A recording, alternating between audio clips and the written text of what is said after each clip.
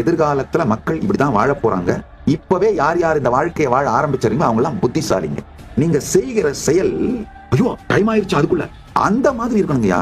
என்னடா இந்த time move ஆக மாட்டேங்குது அப்படி இருக்க கூடாது. ரொம்ப கஷ்டப்பட்டு மனித உடம்பு எடுத்திருக்கீங்க. இதை தருதரம் முடிச்ச மேனேஜருங்கெல்லாம் தார வாத்துறாதீங்க.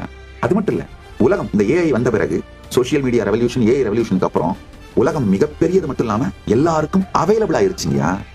எல்லா தரப்பு மக்களுக்கும் எல்லா நாலேஜ், எல்லா எக்ஸ்பர்டைஸ் டெமோக்ரட்டைஸ் ஆயிடுச்சு. தேடுவது மட்டும் தான் நீங்கள் செய்யணும்.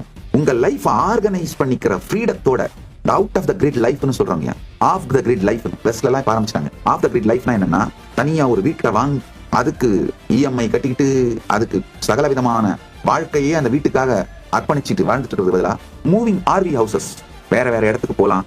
ஏன்னா மோஸ்ட் ஆஃப் த ஜாப் இப்பெல்லாம் வந்து ஒர்க் ஃப்ரம் ஹோம் தான் மாறிடுச்சு. உங்களுக்கு ஒரே ஒரு தேவை, ஸ்டார்லிங்க் மட்டும் தான், வேற எதுவும் வேணாம். ஸ்டார்லிங்க் மட்டும் ஃபிக்ஸ் பண்ணிக்கிட்டா போதும். டிராவல் பண்ணிக்கிட்டே உங்க எக்ஸைட்மெண்ட், என்ஜாய்மெண்ட் இதெல்லாம் அனுபவிச்சுட்டே வாழ்க்கையை நல்லா அனுபவங்களோட பேக்ட், எக்ஸைட்டிங்கான எக்ஸ்பீரியன்சஸோட பேக்ட் இன்டென்ஸான லைஃபாகவும் சைட்ல செல்வ வளத்தை பெருக்கிக் கொண்டே போவதாகவும் மாற்றிக்கொண்டு வாழ்கிற வாழ்க்கையை தான் ஆஃப் த கிரிட் லைஃப்ன்றவங்க.